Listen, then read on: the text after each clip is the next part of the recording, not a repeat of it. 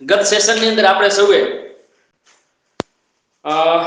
શ્વાસોશ્વાસની પ્રક્રિયા મનુષ્યમાં કેવી રીતે થાય છે એના વિશે ચર્ચા કરી હતી અને ઉશ્વાસ દરમિયાન આપણે શું બહાર કાઢી છે એના વિશે ચર્ચા કરી હતી। તો મુખ્યત્વે શ્વાસોશ્વાસ વખતે આપણા શ્વસન તંત્ર સાથે જોડાયેલા જેટલા અંગો છે એ કઈ રીતે કાર્યરત હોય છે એના વિશે આપણે જોયું હતું અને ત્યાર પછી અંદરની રચના કઈ રીતની છે એના વિશે પણ આપણે જોયું હતું અને છેલ્લે આપણે ઉશ્વાસ દરમિયાન શ્વાસમાં શું લઈએ છીએ અને કાઢીએ શું છીએ એની ટકાવારી પર આપણે સમજી હતી લાસ્ટ સેશનની અંદર કે ફેફસાની અંદર વાતાવરણમાં રહેલો 21% કાર્બન ડાયોક્સાઇડ ઓક્સિજન એને આપણે શ્વાસની પ્રક્રિયા દરમિયાન હવાની સાથે 21% જે ઓક્સિજન છે એને આપણે લઈએ છીએ અને 0.04% કાર્બન ડાયોક્સાઇડ લઈએ છીએ। આ લીધા પછી આપણા શરીરમાં જે કોષ વિભાજનની પ્રક્રિયા છે, કોષીય શ્વસનની પ્રક્રિયા છે, એ પ્રક્રિયા થયા બાદ જ્યારે આપણે ઉશ્વાસ સ્વરૂપે બહાર કાઢીએ છીએ ત્યારે 16.4% ઓક્સિજન આપણે બહાર કાઢીએ છીએ। તો એના અંદર જે બાકીનું ઓક્સિજન છે એ આપણે શરીરમાં વાપરે 21% માંથી આપણે 16.4% બહાર કાઢ્યો, બરાબર। તો એના સિવાયનું 17, 18, 19 ને 20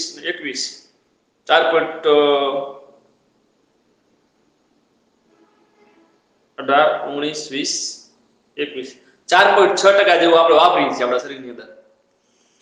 તો એ ઓક્સિજન છે એ વપરાઈ ગયા પછીનો જે બાકીનો તો પાછો વળી બહાર ફેંકી દઈએ છીએ અને એવી રીતે કાર્બન ડાયોક્સાઇડ આપણા શરીરમાં જે કોષીય શ્વસન થાય છે, આ જે ઓક્સિજન લીધો ને એ ઓક્સિજન કાર્બનનું કોષીય દહન થાય, કોષીય શ્વસન થાય એ સમય દરમિયાન વપરાણું હોય તો વપરાય, બાકીનું છે કાર્બન ડાયોક્સાઇડમાં રૂપાંતર થઈ જાય। આ રૂપાંતર થયેલો 4.4% કાર્બન ડાયોક્સાઇડ આપણે બહાર ફેંકીએ છીએ, લઈએ છીએ ત્યારે માત્ર 1% કરતા પણ ઓછો, 100માં પણ ચોથો ભાગ છે એટલો જ માત્ર આપણે ઓક્સિજન લઈએ છીએ, આ કાર્બન ડાયોક્સાઇડ લઈએ છીએ, પણ જ્યારે ફેંકીએ ત્યારે 4.4% આપણે ઉચ્છ્વાસ સ્વરૂપે બહાર કાઢીએ છીએ। આ બધી બાબતો આપણે જોઈએ હતા કે એક ચૂનાનું નીતર્યું પાણી હોય એમાં આપણે ફૂંક મારીએ તો એ ચૂનાનું નીતર્યું પાણી છે એ દુધિયા રંગનું થઈ જાય છે। એની પાછળનું રીઝન પણ એ છે કે આપણે શ્વાસોશ્વાસની અંદર કાર્બન ડાયોક્સાઇડ બહાર કાઢીએ છીએ વધુ પડતી માત્રામાં, એટલા માટે। હવે આપણે નવો મુદ્દો શીખવા જઈ રહ્યા છીએ 10.5 અન્ય પ્રાણીઓમાં શ્વાસોશ્વાસની ક્રિયા। અન્ય પ્રાણીઓ આટલી વાર આપણે મનુષ્ય વિશે જોયું, બરાબર। આપણા શરીરના અંદર શ્વાસોશ્વાસની ક્રિયા કેવી રીતે થાય છે એના વિશે ચર્ચા કરી। હવે બીજા એવા પ્રાણીઓ, અમુક પ્રાણીઓ જોશું કે જેના અંદર કઈ રીતે શ્વાસોશ્વાસની પ્રક્રિયા થતી હશે। જોઈએ આપણે કે હાથી, સિંહ, ગાય, બકરી, દેડકા, ગરોળી, સાપ જેવા પ્રાણીઓ અને પક્ષીઓ મનુષ્યની જેમ જ ઉરસ ગુહામાં ફેફસા ધરાવે છે। ઉરસ એટલે છાતીના જે ભાગ છે એના અંદર ફેફસા આવેલા છે અને આપણા જેવું જ એમને પણ શ્વસન તંત્ર આવેલું છે, મતલબ કે જેવી રીતે મનુષ્યમાં વિકસેલો છે એવો ને એવો આ બધા પ્રાણીઓ જે નામ આવ્યા હાથી, સિંહ, ગાય, બકરી, દેડકા, ગરોળી આ બધા છે એના અંદર પણ આ જ પ્રકારનું શ્વસન તંત્ર આવેલો છે। અન્ય સજીવો, અમુક સજીવો એવા છે જે અલગ રીતે શ્વાસોશ્વાસની પ્રક્રિયા કરે છે। એ કેવી રીતે કરે છે? શું તેમની પાસે પણ શું મનુષ્યને જેવા ફેફસા આવેલા હોય છે? તો એમાં શું અલગ છે એ આપણે તપાસવાનું છે। એમાં આપણે પહેલો તપાસવાના છે વંદો। એક વંદો હોય તો એ વંદો કઈ રીતે શ્વાસોશ્વાસની પ્રક્રિયા કરતો? જંતુ છે, કીટક કહેવાય વંદો, નાનો એવો જંતુ। તો આના અંદર કઈ રીતે શ્વાસોશ્વાસની પ્રક્રિયા થતી હશે એ જોવાનું। મેં તમને કીધું ને કે પૃથ્વી ઉપર જેટલા પણ સજીવ છે એ તમામ સજીવને ઓક્સિજનની જરૂર પડે છે, બરાબર। વધુ ઓછા માત્રામાં ઓક્સિજન વગેરે જીવી શકતો નથી, મતલબ કે હવા વગેરે જીવી શકતો નથી। ચાહે એ પાણી અંદર રહેતા જળચર પ્રાણીઓ હોય, માછલી છે, એને પણ ઓક્સિજન જરૂર પડે છે, એ પાણીમાં ઓગળેલો ઓક્સિજન છે એ પ્રાપ્ત કરે છે। તો એવી રીતે આ વંદો છે ભલે નાનો છે છતાં પણ એને ઓક્સિજનની જરૂર પડશે। એને પોતાના શરીરની અંદર જે ખોરાક ખાય છે ખોરાકના દહન માટે, એમાંથી ઉર્જા મુક્ત કરવા માટે, કોષીય શ્વસન માટે એને ઓક્સિજનની જરૂર પડશે। એમાં પહેલો આપણે વંદો જોઈએ કે વંદો શરીરની બંને બાજુએ નાના છિદ્રો ધરાવે છે। વંદાની અંદર કંઈક એ પ્રકારનું હોય છે કે એના શરીરના બંને બાજુ હોય ને એમાં નાના નાના છિદ્રો આવેલા હોય છે। આપણે કેમ નાકના નસકોરા આવેલા છે, નાસિકા છિદ્રો આવેલા છે, એવી રીતે એને બંને બાજુએ નાના નાના છિદ્રો આવેલા હોય છે। અન્ય જંતુઓ પણ આવા જ છિદ્રો ધરાવતા જે નાના જીવ કીટકો છે કીટક એટલે નાના જીવજંતુઓ, એના અંદર પણ આ પ્રકારના શ્વસન છિદ્રો આવેલા છે. આ નાના છિદ્રો છે ને શ્વસન છિદ્ર કહે છે. વાત વિનિમય માટે, વાત વિનિમય એટલે હવાના અવરજવર માટે, વિનિમય કરવું એટલે આદાન પ્રદાન કરવું, આપવું લેવું એ પ્રકારનું, બરાબર. વાત એટલે વાયુ, તો વાયુઓનો આદાન પ્રદાન કરવા માટે કીટકો નળીઓનું એક જાળું ધરાવે છે. નાની નાની નળીઓ એના શરીરની અંદર આવેલી છે, સ્ટ્રો જેવી, જેને શ્વાસ નળીઓ કહેવામાં આવે છે. ઓક્સિજનથી ભરપૂર, અહીંયા ચિત્રમાં બતાવ્યું છે નીચે આકૃતિ 10.9 એમાં શ્વાસ નળી તંત્ર, એનામાં કઈ રીતે શ્વાસ નળીઓ આવેલી છે સાઈડની અંદર એ બતાવ્યું છે. ચિત્ર તમે જુઓ તો અહીંયા એક તીડનું ચિત્ર આપણને આપ્યો છે, એના અંદર કઈ રીતે કીટકો હોય તો કઈ રીતે અંદર શ્વાસ નળીઓ આવેલી હોય. હવે ઓક્સિજનથી ભરપૂર હવા, વાતાવરણમાં રહેલા ઓક્સિજન વાળી હવા એ શ્વસન છિદ્રો દ્વારા શ્વાસ નળીમાં આવે છે. શ્વસન છિદ્રોની મદદથી ક્યાં પહોંચશે? શ્વાસ નળીની અંદર પહોંચશે અને શરીરની પેશીઓમાં પ્રસરણ પામે છે. શરીરના દરેક કોષમાં એ પહોંચે છે. કહેવાનો મતલબ શું થયો કે એના શરીરની અંદર એક વંદો છે કે કીટકો જે પણ છે એના અંદર એને આપણા જેવા શ્વસન તંત્ર, વિકસિત શ્વસન તંત્ર નથી.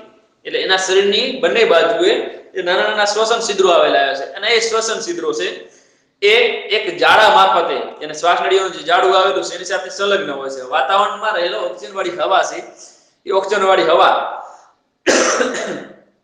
એ આ છિદ્રો મારફતે, શ્વાસ નળી મારફતે એના ફેફસા સુધી પહોંચે અને આ રીતે શ્વસન કામ કરતા હોય છે. પછી એ હવા છે એના કોષો સુધી પહોંચે અને કોષ છે એના અંદરથી ઉર્જા મુક્ત કરે. આ જ રીતે કોષોમાંથી કાર્બન ડાયોક્સાઇડ ઉત્પન્ન થાય તો એક કાર્બન ડાયોક્સાઇડ છે શ્વાસ નળીમાં જાય છે અને શ્વસન છિદ્રો દ્વારા એને બહાર નીકળે છે. એનામાં એ જ રીતે પ્રક્રિયા થાય. જેવી રીતે શ્વાસ જ્યાંથી લે છે ત્યાંથી જે શ્વસન છિદ્રોમાંથી પાછો કાર્બન ડાયોક્સાઇડ છે બહાર નીકળે છે. આ શ્વાસ નળીઓ માત્ર કીટકોમાં જ જોવા મળે છે. શ્વાસ નળીઓ છે એને એ માત્ર કીટકોમાં જ જોવા મળે છે, બીજા કોઈ વર્ગના પ્રાણીઓમાં જોવા મળતી નથી. આ ગાય છે, ભેંસ છે, મોટા, બરાબર, એમાં એમ જોયું કે આપણા જેવું ફેફસાનું તંત્ર આવેલું છે.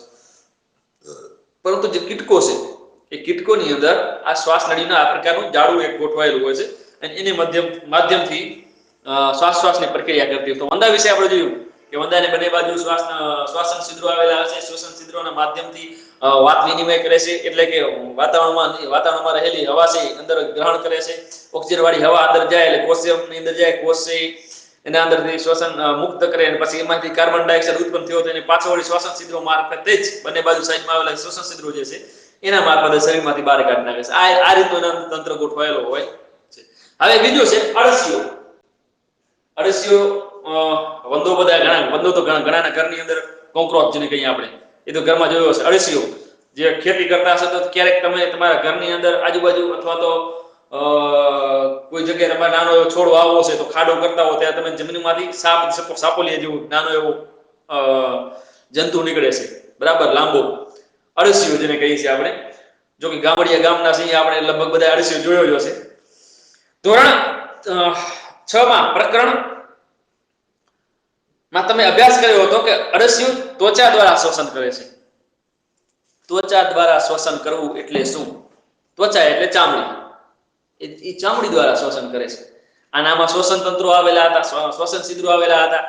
આપણે શ્વસન તંત્ર વડે કરીએ છીએ, બરાબર, નસકોરા વાટે લઈએ છીએ અને શ્વાસ અને એને આપણે શ્વાસવાની પ્રક્રિયા કરીએ છીએ. એવી રીતે વંદામાં આપણે જોયું બંને બાજુ શ્વસન છિદ્રો આવેલા છે, હોલ આવેલા છે, એના માધ્યમથી લે છે. પરંતુ આ અળસિયું છે આગળના ધોરણમાં તમારે આના વિશે થોડોક સમજણ આવી ગયું કે અળસિયો છે એને કોઈ વિકસિત શ્વસન તંત્ર હોતું નથી, પરંતુ એ શ્વાસની પ્રક્રિયા એના ચામડી જે છે, ત્વચા જે છે એના માધ્યમથી કરતો હોય છે. અળસિયું ત્વચા દ્વારા શ્વસન કરે છે. અળસિયાની ત્વચાને અડીએ તો એ ભીની અને આપણને ચીકણી લાગે છે. કોઈ સ્પર્શ કર્યો હશે, જો ચીકણી ન ચડતી હોય તો સ્પર્શ કર્યો હોય તો ખબર હશે. વાયુઓ તેમાંથી સરળતાથી પસાર થઈ શકે છે. એની જે ત્વચા છે એ ખૂબ જ ચીકણી હોય છે, એટલે એમાંથી વાયુઓ છે એ સરળતાથી પસાર થઈ શકે એવા હોય છે. દેડકા જેવા પ્રાણીઓ પાસે મનુષ્યની જે ફેફસા હોવા છતાં તે ત્વચા દ્વારા શ્વસન કરી શકે છે, જે ભીની અને ચીકણી છે. તો આ દેડકા છે એના અંદર પણ આવી એક ખાસિયત આવેલી છે. એટલા માટે દેડકાઓ છે ને, જો તમે આપણે ઘણીવાર એવો પ્રશ્ન થાય કે ચોમાસું આવે ને દેડકાઓ આટલા બધા આવી ક્યાંથી જતા હશે? આ દેડકાઓ ચોમાસામાં દેખાય છે તો ઉનાળામાં કે શિયાળામાં કેમ ઓછા દેખાય છે? તો ક્યાં જતા હશે? મેં તમને કીધું ને કે દેડકો એક એવો પ્રાણી છે કે જે ઉભયજીવી છે, જમીન ઉપર પણ રહી શકે છે અને પાણીમાં પણ રહી શકે છે. એના સિવાય જમીન અંદર પણ રહી શકે છે. તમને એમ થાય કે જમીન અંદર તો મળી જાય, ના. મેં તમને કીધું કે દેડકામાં આ એક ખાસિયત છે કે એની ચામડી જે છે એમાં આવેલા એ ત્વચા દ્વારા એ શ્વસન કરી શકતો હોવાના કારણે જમીનમાં અમુક ભાગમાં હાલ્યો જાય છે. એને શીત સમાધિ કહેવાય. આગળના ધોરણોમાં તમારે ભણવામાં આવ્યું હતું શીત સમાધિ. હવે શીત સમાધિ એટલે કે દરિયાની શિયાળો છે, કારણ કે એને ટેમ્પરેચર ખૂબ જ નીચું જોઈએ, તાપમાન ખૂબ જ નીચું જોઈએ. હવે નીચું તાપમાન ઉનાળા દરમિયાન તો હોય નહીં, બરાબર. શિયાળા દરમિયાન એને પાણી મળે નહીં. તો આવી સ્થિતિમાં એ પોતાને જીવિત રાખવા માટે રેતીનો જે ભીનો વિસ્તાર હોય એ ભીના વિસ્તારો અંદર હાલ્યા જાય. અને રેતીની અંદર આપણે આગળના ધોરણમાં જોઈએ છીએ કે રેતી છે એના અંદર પણ હવા છુપાયેલી છે, અને હવા છે એનો મતલબ કે ઓક્સિજન છે. તો જમીનની અંદરના ભાગમાં પણ અમુક માત્રાની અંદર ઓક્સિજન ઓગળેલો હોય છે. હવે જે જમીનમાં ઓગળેલો ઓક્સિજન છે એ ત્વચાને મારફત એ શોષે છે અને પોતે જીવી શકે છે. એટલે જમીનની અંદર હાલ્યા જાય છે. અને જેને શીત સમાધિ કહેવાય. એટલા માટે દેડકાને ઉભયજીવી પ્રાણી કહેવામાં આવે છે. તો અળસિયા છે, આ દેડકા છે, આ બધા જમીનની અંદર પણ રહી શકે છે. કારણ કે ત્વચા દ્વારા શ્વસન કરે છે. એનામાં શ્વસન કરવાની આ એક ખાસિયત છે. બુજોએ ટીવીના પ્રોગ્રામમાં જોયું છે કે વ્હેલ અને ડોલ્ફિન વારંવાર પાણીની સપાટી પર આવે છે. તેઓ જ્યારે પણ ઉપર આવે છે ત્યારે પાણીનો ફુવારો પણ કરે છે. તેઓ આવું શા માટે કરતા હશે? ટીવીની અંદર કે નેશનલ જિયોગ્રાફી ઉપર કે ડિસ્કવરી ઉપર તમે ક્યારે જોતા હો તો ડોલ્ફિન વિશેની તમને કોઈ ડોક્યુમેન્ટરી ફિલ્મ બતાવતા હોય તો એ સમય દરમિયાન તમે ક્યારેક ચેક કરશો ને તો તમને ખબર પડશે કે એ ડોક્યુમેન્ટરી ફિલ્મની અંદર એક ડોલ્ફિન પાસે અલગ અલગ કરામતો કરાવતા હોય તો એ જમીન પાણી અંદર હાલી જાય, પાણીથી બહાર નીકળે ને તો તમે એને પાણીના ફુવારા કાઢતી જોઈ હશે. કારણ પાણી અંદર રહેતા જે પ્રાણીઓ છે ને, આ જે ડોલ્ફિન છે એ ડોલ્ફિન છે અથવા તો વ્હેલ છે એ માછલીની જેમ પાણીની અંદર ઓગળેલો ઓક્સિજનને પ્રાપ્ત કરી શકતા નથી. એને ઓગળેલો ઓક્સિજન છે એને શોષી શકતા નથી અને પોતે જીવિત રહી શકતા નથી. એટલા માટે આ જે પ્રાણીઓ છે એ દરિયાની સપાટી ઉપર આવે છે અને ઉપરથી પાછી હવા લઈ અને પાછા વળી અંદર હાલ્યા જાય છે. એટલે હવાવાળા ભાગમાં પાણી ભરાતો જાય એટલે પાછા વળી ઉપર આવી ફુવારો પાણી બારે કાઢી નાખે, પાછળની જગ્યાએ હવા ભરીને પાછા અંદર હાલ્યા જાય, ઓક્સિજન લઈને હાલ્યા જાય. તો આ રીતે એ શ્વાસની પ્રક્રિયા કરતા હોય છે. શ્વાસોશ્વાસની પ્રક્રિયા મનુષ્યમાં, ત્યાર પછી અન્ય પ્રાણીઓમાં એટલે કે વંદામાં, અળસિયામાં કેવી રીતે થાય છે? વંદામાં આપણે જોયું કે શ્વસન છિદ્રના માધ્યમથી થાય છે. અળસિયામાં આપણે જોયું કે ત્વચાના માધ્યમથી થાય છે. બરાબર. હવે કે પાણીમાં શ્વાસોશ્વાસ કઈ રીતે થાય એના વિશે જોઈએ. શું આપણે પાણી અંદર શ્વાસ લઈ શકીએ છીએ, જીવી શકીએ છીએ? ઘણા સજીવો પાણીની અંદર જીવે છે. તેઓ પાણીની અંદર કેવી રીતે શ્વાસ લેતા હશે? આપણને પ્રશ્ન થાય કે આપણે પાણીની અંદર શ્વાસ લેવો હોય તો શક્ય છે નહીં, આપણે ડૂબી જઈએ. પરંતુ ઘણા સજીવો એવા છે કે જે સજીવો પાણી અંદર પણ જીવી શકે છે. તો એના અંદર એવી રીતે કઈ રચના હશે કે જેના માધ્યમથી શ્વાસની પ્રક્રિયા કરી શકે છે? તમે ધોરણ 7માં 6 માં અભ્યાસ કરી ગયા છો કે માછલીમાં જાલરો એટલે કે ચૂઈ ફાટ, બરાબર, જાલરો ફાટ જેને કહેવાય છે, એ જાલરો પાણીમાં ઓગળેલા ઓક્સિજન દ્વારા શ્વસનમાં મદદ કરે છે. અને જાલરો એ બહારની તરફ નીકળેલી એક પ્રલંબિત ત્વચા છે. પ્રલંબિત એટલે બહારના ભાગે નીકળેલી હોય, દેખાતી હોય એવી ત્વચા એટલે ચામડી. તમને આશ્ચર્ય થશે કે જાલરો શ્વસનમાં કેવી રીતે મદદ કરે છે? તો જાલરો છે એ રુધિર વાહિનીઓ સાથે સંકળાયેલો છે. રુધિર વાહિની એટલે લોહીનું પરિભ્રમણ કરતી જેટલી નસો છે એના શરીરની અંદર, એની સાથે સંકળાયેલી હોય છે, જેનાથી વાત વિનિમય કરે છે. એ કહેવાનો મતલબ એ થાય છે કે પાણીમાં જેટલા રહેતા સજીવો છે શ્વસનની પ્રક્રિયા કરે છે એ પાણીમાં ઓગળેલો ઓક્સિજન મેળવે છે, પણ શેના દ્વારા? દાખલા તરીકે માછલી છે તો જાલર દ્વારા મેળવે છે, ચૂઈ દ્વારા મેળવે છે, જાલર ફાટ દ્વારા. હવે જાલર ફાટ છે એક જાતની એવી પ્રલંબિત શું કહેવાય ત્વચા છે કે જે સીધી એના શરીરના રુધિર વાહિનીઓ સાથે સંકળાયેલી છે. જો આપણે ઓક્સિજન લઈએ છીએ તો આપણો ઓક્સિજન લીધેલો ઓક્સિજન ક્યાં જાય છે? ફેફસામાં જાય છે, ફેફસામાંથી હૃદયમાં જાય, હૃદયમાંથી પાછો વળી ક્યાં બધે પહોંચે? રક્તવાહિનીમાં પહોંચે છે, લોહીની જે નસો છે એના અંદર પહોંચે છે. જ્યારે આના અંદર શું થાય છે? આ જે માછલી છે એમાં ડાયરેક્ટ એની જે જાલર ફાટ આવી આકૃતિ બતાવી, જાલર ફાટ જે આવેલી છે એ આકૃતિમાં જાલોપાડ જે આવેલી છે એ ડાયરેક્ટ શું આવેલી હોય એની નસો સાથે જોડાયેલી હોય, એ ડાયરેક્ટ નસો સાથે જોડાયેલી હશે રક્તવાહિની સાથે, એટલે ડાયરેક્ટ ઓક્સિજન જે લેવાનો જાલોપાડ દ્વારા એ ડાયરેક્ટ રક્તવાહિનીમાં પહોંચી જાય છે. એ રીતે એની અંદર શ્વસનની પ્રક્રિયા થાય છે. હવે એક છેલ્લો લાસ્ટ ટોપિક છે આપણો આ ચેપ્ટરનો કે પાણીમાં શ્વાસ આપણે જોયું, છેલ્લો મુદ્દો છે કે શું વનસ્પતિ શ્વસન કરે છે? આપણને એક પ્રશ્ન થાય કે સજીવો છે બધા શ્વસન કરે છે, બરાબર, તો વનસ્પતિ શું શ્વાસ લેતી હશે ખરા? અને જો લેતી હશે તો આપણે વૃક્ષને કાપી તો એને શું પીડા થતી હશે ખરી? એને પણ સંવેદના થતી હશે ખરી? એને પણ દુઃખ, દર્દ, તાપ, તડકો આ બધા આપણે અહેસાસ થતો હશે ખરો? એક લજામણીનો ફૂલ હોય, લજામણીનો છોડ, તો લજામણીના છોડના પાનને તમે અડકો એટલે એના પાન છે પીડાઈ જાય. શું કામ પીડાણા? એનો મતલબ એવો થયો કે એને સંવેદના અનુભવાય છે. સંવેદના એટલે શું? પીડા, દુઃખ, દર્દ, સ્પર્શની લાગણી અનુભવાય, એને સ્વસંવેદના કહેવાય, બરાબર. અને આવું સૌથી પહેલા કોણે પ્રતિપાદિત કર્યું? શોધ કોણે કરી? સર જગદીશ ચંદ્ર બોઝ, આપણા ભારતના જ વૈજ્ઞાનિક દ્વારા એમણે સૌપ્રથમ સાબિત કરી બતાવ્યું કે વનસ્પતિ છે એને પણ સંવેદના હોય છે, એટલે વનસ્પતિ છે એ પણ એક સજીવ છે. એના અંદર આની અસર થાય છે.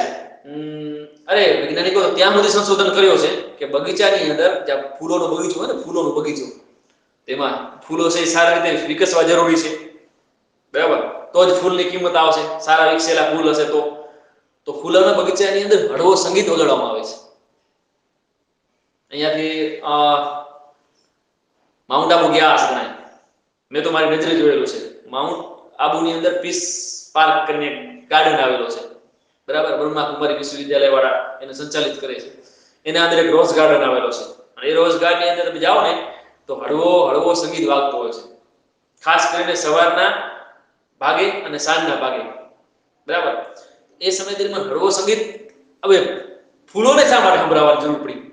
આપણને એમ થાય ફૂલોને શા માટે, પણ એ સંગીતની અસર એના ઉપર થાય છે, અને એના કારણે એનો વિકાસ છે ખૂબ જ ઝડપી થાય છે.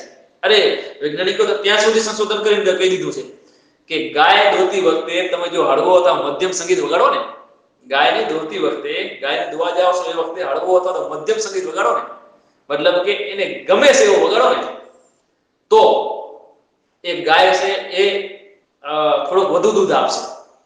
દૂધ એના અંદર વધુ નીતરે છે. એની પાછળનું રીઝન છે કે એનો મતલબ કે સંગીતની આના ઉપર અસર થાય છે. આપણે એ સંગીતની અસર થાય છે એ આપણે શીખવાની પડે, પણ એ પણ સંવેદના અનુભવે છે, એને લાગણી અનુભવે છે, એને ફિલિંગ આવે છે. તો વનસ્પતિ છે એ સંવેદના અનુભવે છે.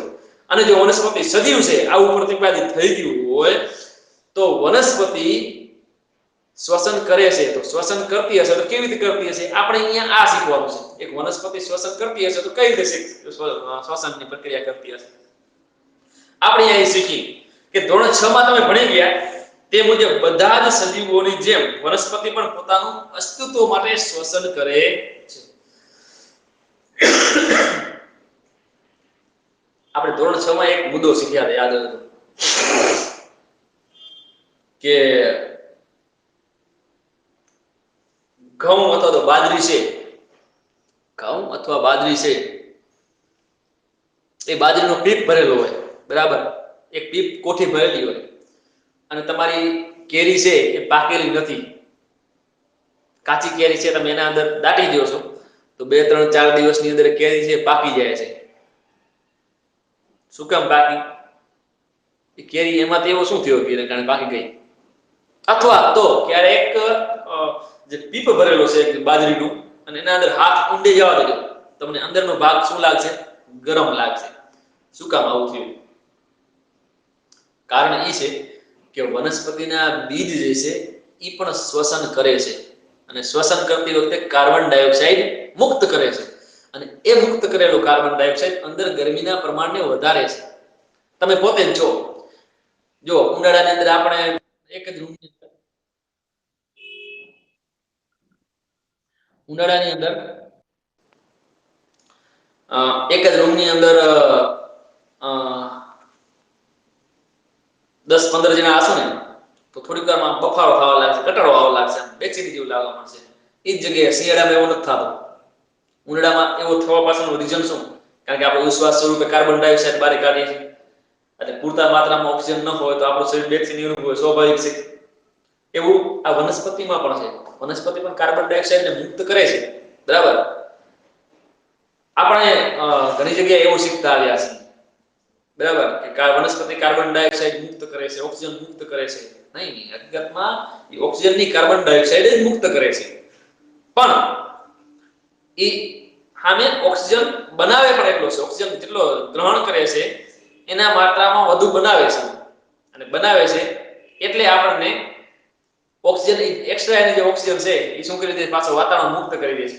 હકીકત એને ઓક્સિજનની જરૂર તો પડે છે, પ્રકાશ સંશ્લેષણની ક્રિયા અને ખોરાક પાચનની ક્રિયા. આમાં આપણે આગળ શીખશું, આગળ આવશે ધોરણ 8 ની અંદર પણ તમારે આ મુદ્દો આવશે. હું તમને એમ કહેતો હતો કે વનસ્પતિ પોતાના અસ્તિત્વ માટે શ્વસન કરે છે. તેઓ વાતાવરણમાંથી ઓક્સિજન લે છે અને કાર્બન ડાયોક્સાઇડને બહાર કાઢે છે. એ પણ ઓક્સિજન, જેમ આપણે ઓક્સિજન લઈએ છીએ એવી જ રીતે એ પણ ઓક્સિજન લે છે અને કાર્બન ડાયોક્સાઇડને મુક્ત કરે છે. કોષોમાં ગ્લુકોઝના દહન માટે, જેવી રીતે આપણે ખોરાક ખાઈએ છીએ અને ખોરાક ખાધા પછી એને ગ્લુકોઝમાં રૂપાંતર થાય છે, બરાબર, અને ગ્લુકોઝ સ્વરૂપે આપણા શરીરની અંદર સંગ્રહ થાય છે. અને જ્યારે ઓક્સિજન આપણે લઈએ છીએ ત્યારે ગ્લુકોઝનું વિભાજન થઈ એમાંથી કાર્બન ડાયોક્સાઇડ, પાણી અને શક્તિ મુક્ત થાય છે. શક્તિ આપણા કામમાં આવે છે, અલગ અલગ કામો કરવા માટે. અને પાણી એ આપણા શરીરમાંથી એમને ગંદકી સ્વરૂપે નીકળી જાય છે અને કાર્બન ડાયોક્સાઇડ ઉશ્વાસ સ્વરૂપે બહાર આપણા શરીરમાં નીકળી જાય છે. આવી પ્રક્રિયા થાય છે. એવું વનસ્પતિમાં પણ થાય છે કે કોષોમાં ગ્લુકોઝના દહન માટે ઓક્સિજન વપરાય છે. વનસ્પતિમાં પણ આ જ પ્રક્રિયા થાય છે. અને કાર્બન ડાયોક્સાઇડ અને પાણી ઉત્પન્ન થાય છે. એમાં પણ કાર્બન ડાયોક્સાઇડ અને પાણી ઉત્પન્ન થાય છે. વનસ્પતિના દરેક ભાગ સ્વતંત્રપણે હવામાંથી ઓક્સિજન લઈ શકે છે. વનસ્પતિનો દરેક ભાગ છે એમાં એક ખાસિયત એ છે, આપણે નસકોરાથી શ્વાસ લઈ શકીએ છીએ અથવા તો મોંથી શ્વાસ લઈ શકીએ છીએ. જ્યારે વનસ્પતિમાં સૌથી લાંબી ખાસિયત એ છે કે એનો બધા જ ભાગો સ્વતંત્ર રીતે ઓક્સિજન પ્રાપ્ત કરી શકે છે અને કાર્બન ડાયોક્સાઇડ બહાર કાઢે. તમે અગાઉ પ્રકરણ 1 માં શીખી ગયા છો કે વનસ્પતિમાં નાના છિદ્રો જેવી રચના હોય છે, જેને પર્ણરંધ્ર કહેવાય. તમે વનસ્પતિને ખૂબ જ ધ્યાનથી જુઓ ને તો એમાં પર્ણરંધ્ર એટલે નાના નાના છિદ્રો આવેલા છે. આપણે કેમ શરીરની અંદર આપણે દેખાતા નથી, તો આખા દેખાતા નથી, ગરમી થાય તો પરસેવો ક્યાંથી નીકળ્યો આવે શરીરમાંથી? પ્રસ્વેદ બિંદુઓ, આપણા પ્રસ્વેદ છિદ્ર જેને કહેવાય. તો આપણા શરીરમાં પણ પ્રસ્વેદ એટલે કે પરસેવો નીકળવા માટેના જે છિદ્રો આવેલા છે એવા વનસ્પતિમાં પર્ણરંધ્ર આવેલા છે, બરાબર. રંધ્ર એટલે ભાગ, ખાડા, બરાબર, જગ્યા. સુથાર હોય, સુથાર પાસે ગયા હશે ને પાસે રંધો હોય, રંધો એક શબ્દ હોય, રંધો એટલે આમ છોલવા માટે એવો ને એવો રંધ્ર એટલે અહીંયા બે ભાગ. તો એવી જગ્યા કે જેના અંદરથી ઓક્સિજન છે બહાર નીકળી શકે, કાર્બન ડાયોક્સાઇડ અથવા તો બાષ્પ રૂપે જે પાણી છે એક્સ્ટ્રા એ અંદરથી બહાર નીકળી શકે એ રચના હોય છે. તેના દ્વારા ઓક્સિજન અને કાર્બન ડાયોક્સાઇડની અદલા બદલી થાય છે. પર્ણરંધ્રો દ્વારા આ બે પ્રક્રિયા થાય છે. તો ટૂંકમાં કહેવાનો મતલબ એવો થયો કે વનસ્પતિ છે શ્વસન કરે છે, એ પણ પાંદડાઓમાં આવેલા પર્ણરંધ્રો દ્વારા ઓક્સિજન પ્રાપ્ત કરે છે અને પર્ણરંધ્રો દ્વારા ઓક્સિજન પ્રાપ્ત કર્યા પછી કાર્બન ડાયોક્સાઇડને મુક્ત કરે છે. પહેલીને જાણવું છે કે મૂળ જે વનસ્પતિનો ભૂમિગત ભાગ છે, ભૂમિગત એટલે જમીનની અંદર આવેલો ભાગ, એ ભૂમિગત ભાગ છે, શું તે પણ ઓક્સિજન લે છે? અને લેતો હશે તો કેવી રીતે? મૂળ જમીનમાં આવેલો છે. હવે જમીનમાં આવેલો છે, હવે ઓક્સિજન તો હવામાં રહેલો છે, તો આ કેવી રીતે ઓક્સિજન પ્રાપ્ત કરતો હશે? તો અહીંયા આપણે એ શીખવાનું છે. આપણે આગળ જોઈએ કે હવાની અંદર પણ અમુક માત્રાની અંદર ઓક્સિજન રહેલો હોય છે. તમે માટીનું ઢેકું લ્યો અને પછી પાણીમાં નાખો તો એમાં બળબડિયા પરપોટા ઉપર નીકળતા જોવા મળશે. મતલબ હવા છે એનો મતલબ ઓક્સિજન છે. વનસ્પતિના અન્ય જીવંત કોષોની જેમ મૂળના કોષોને પણ શક્તિ મળવા માટે ઓક્સિજનની જરૂરિયાત રહેતી હોય છે. વનસ્પતિના બીજા જેટલા કોષો છે એને જેમ જરૂરિયાત છે ઓક્સિજનની, એમ મૂળને પણ જરૂરિયાત છે. મૂળ જમીનના કણો વચ્ચે રહેલી હવામાંથી ઓક્સિજન લેતો હોય છે. અહીંયા એક આકૃતિ આપીશ જો નાની એવી, કે મૂળ છે એ ઓક્સિજન કેવી રીતે લે? આ જમીન છે, તો આના અંદર આ જે મૂળ છે, આ પર્ણરંધ્ર વચ્ચે વચ્ચે આ જગ્યા આવેલી છે ને મૂળમાં, જે વચ્ચે વચ્ચેના ભાગમાં તમે ધ્યાનથી જોશો તો આ બધા વચ્ચે એક જગ્યા આવેલી છે. આ મૂળ છે, આ વનસ્પતિનું મૂળ, મુખ્ય મૂળ, બરાબર. આ એના તંતુઓ આ બધા છે, એના અંદર શુક્ર છે, વચ્ચે વચ્ચેના ભાગેથી ઓક્સિજન પ્રાપ્ત કરશે અને એ ઓક્સિજન દ્વારા એ પોતાનું નિર્વહન કરશે. શું તમે અનુમાન લગાવી શકશો કે કુંડાના છોડને જો વધુ પાણી આપીએ તો શું થાય છે? આ વખતે વરસાદ ખૂબ જ થયો, બરાબર. ગુજરાતની અંદર કચ્છની અંદર વરસાદ થયો તો એના કારણે ઘણા બધા ખેડૂતોનો પાક છે એ બળી ગયો. લ્યો, આપણને અજુગતું લાગે, સારું વરસાદ વૃક્ષ છે એને તો પાણીની જરૂરી હોય, તો વધુ પાણી પડ્યું તો બળી શા માટે ગયો? આપણે અહીંયા એ વસ્તુ જોવાની છે કે વનસ્પતિના મૂળ છે એ જમીનમાંથી ઓક્સિજન પ્રાપ્ત કરે છે. હવે જો ઉપર સતત પાણી ભરાયેલું રહે, 2-3 દિવસ 5 દિવસ સુધી સતત પાણી ભરાયેલું રહે, તો ઓક્સિજન છે એ જમીનમાં ઉતરે નહીં. ઉતરે નહીં તો મૂળને ઓક્સિજન પૂરતા પ્રમાણમાં મળે નહીં. હવે પૂરતા પ્રમાણમાં ઓક્સિજન ના મળે એટલે મૂળ ઢીલા પડી જાય. હવે ઢીલા પડી જાય એટલે વૃક્ષ પીળો પડી જાય એટલે બળી જાય, ધીરે ધીરે બળી જાય એટલે કઈ રાખ ના થઈ જાય, પણ બળીને નષ્ટ થઈ જાય. મતલબ કે પાક આપવા માટે સક્ષમ રહે નહીં, એટલે પાક આપી શકે નહીં. તો કુંડાના છોડને તમારા ઘરે જો હોય, તમારો કુંડાનો છોડ હોય એના અંદર સતત પાણી ભરે જ રાખવું, મતલબ પાણી ઓછું થવા જ ના દીધું, સતત ભરે રાખવું. થોડાક દિવસમાં જોઈએ તુલસીનો છોડ કે કાંઈ પણ વાવેલો છે, થોડાક દિવસમાં બળવા લાગશે, તો પીળો પડવા લાગશે, પાંદડા ખરવા લાગશે. શા માટે? કારણ કે એના મૂળને પાણી મળે છે, પરંતુ એની સાથે ઓક્સિજન જે જોઈએ છે ઓક્સિજન પૂરતા પ્રમાણમાં મળતો નથી. એના કારણે ધીમે ધીમે નબળા પડવા લાગે છે.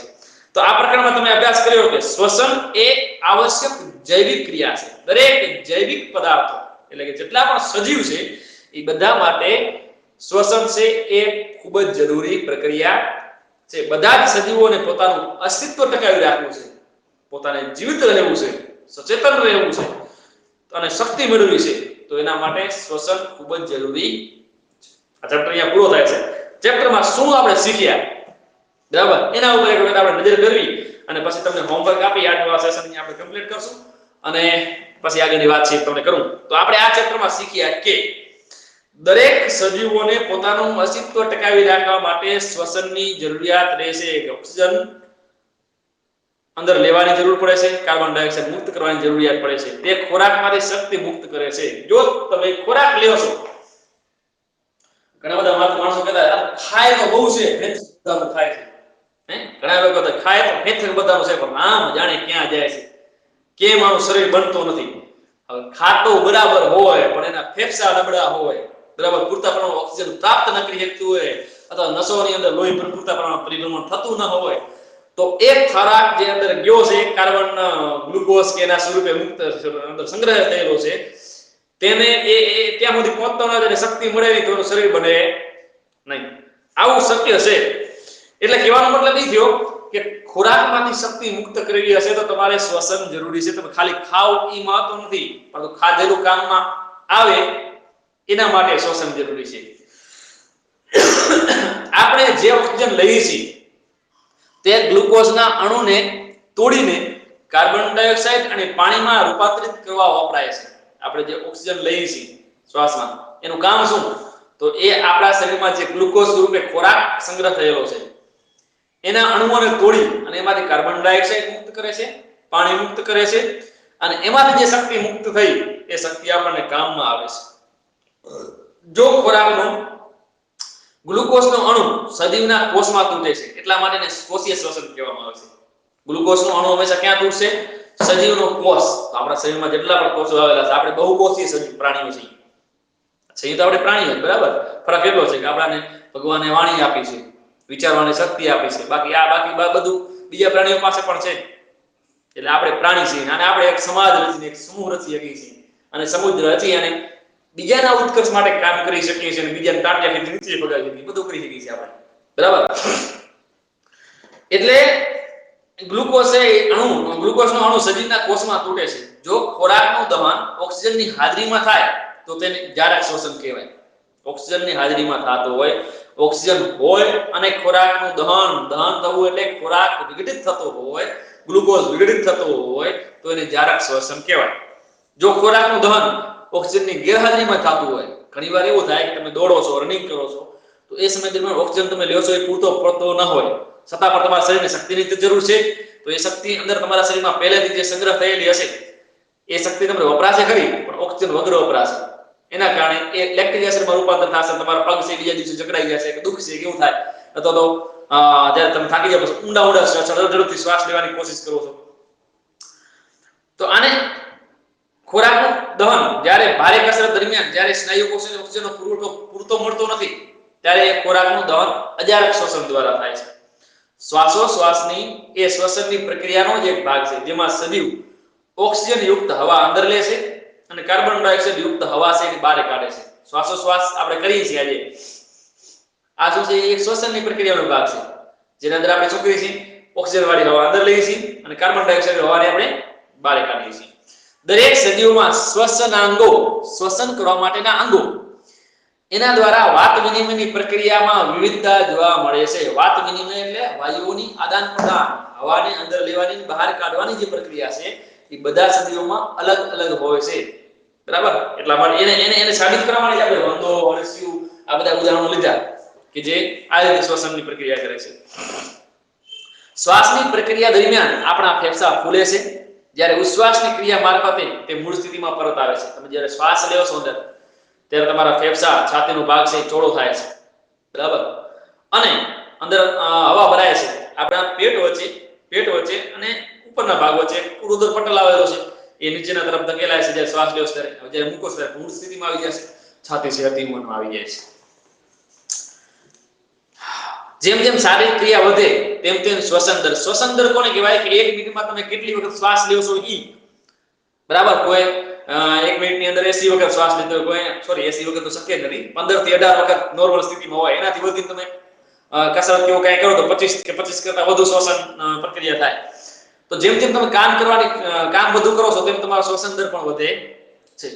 ગાય ભેંસ કૂતરો બિલાડી આ બધા જ પ્રાણીઓ છે એમાં શ્વસનાંગો અને શ્વસનની ક્રિયા મનુષ્ય જેવી છે.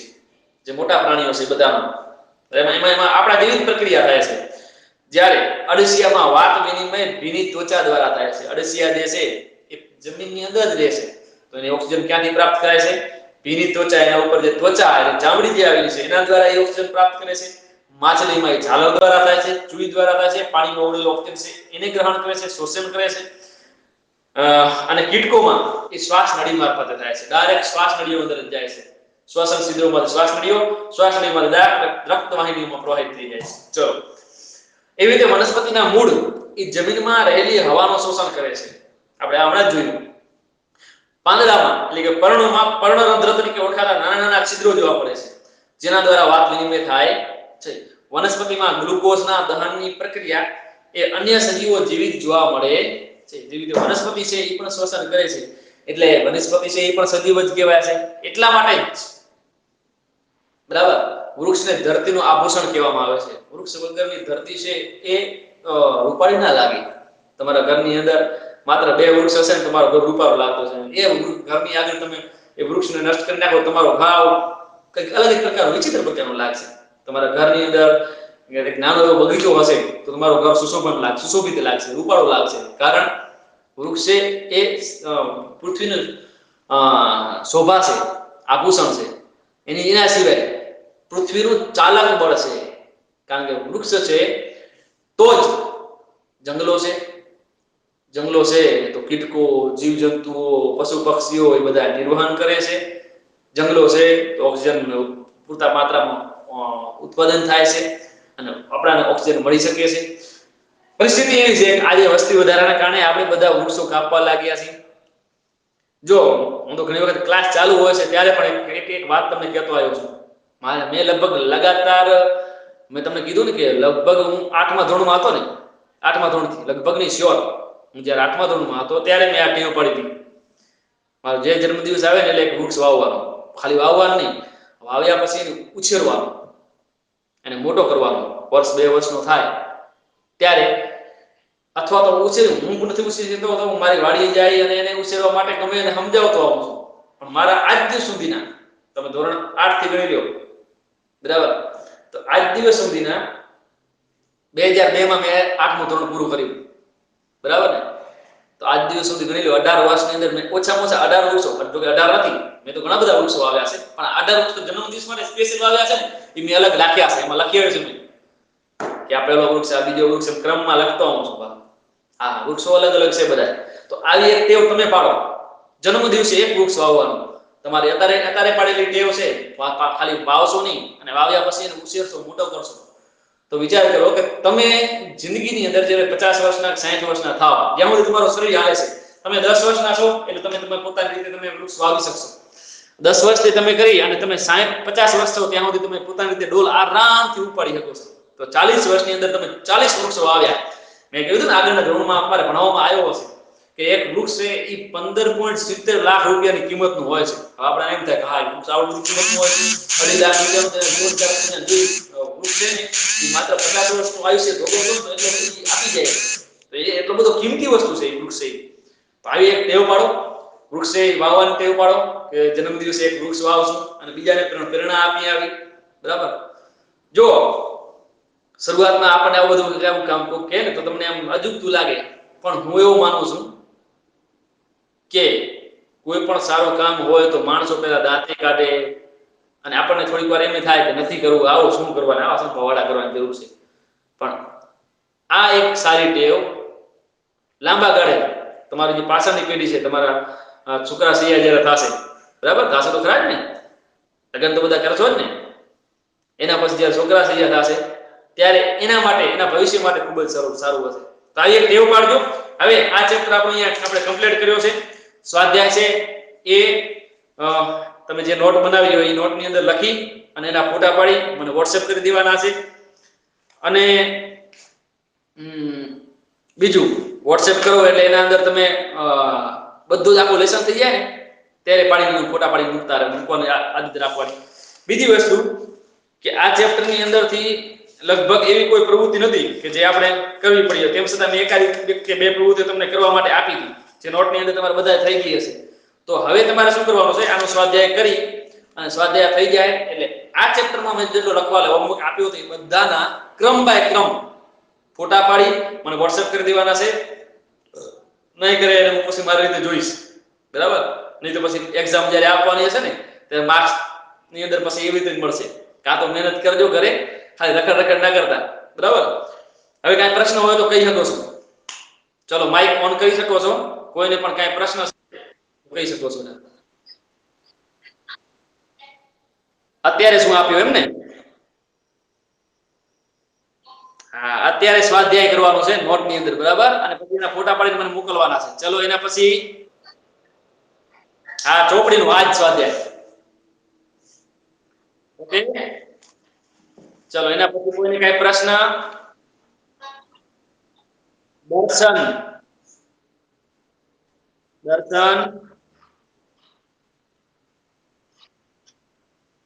હા બેટા આખું સ્વાધ્યાય લખવાનું. ચલો એના પછી બીજો કોઈ?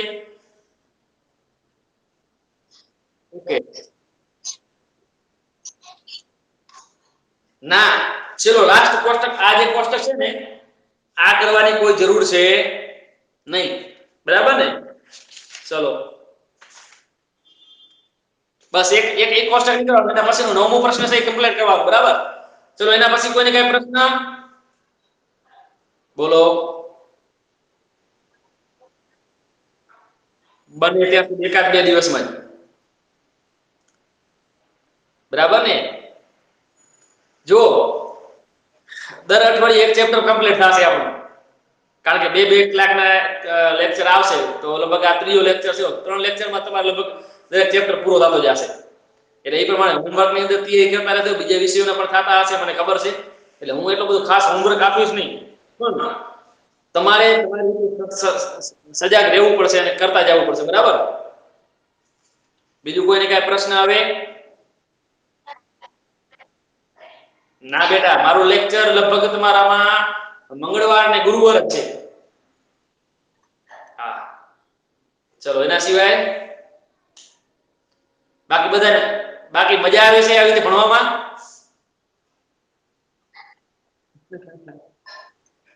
ઓકે ચાલો હાલો, મજા આવે છે તો સારું. તો મજા આવે છે એને સજામાં પરિવર્તિત ના કરતા અને મહેનત કરજો. ચલો બાય, આવજો. ઓકે બાય બેટા.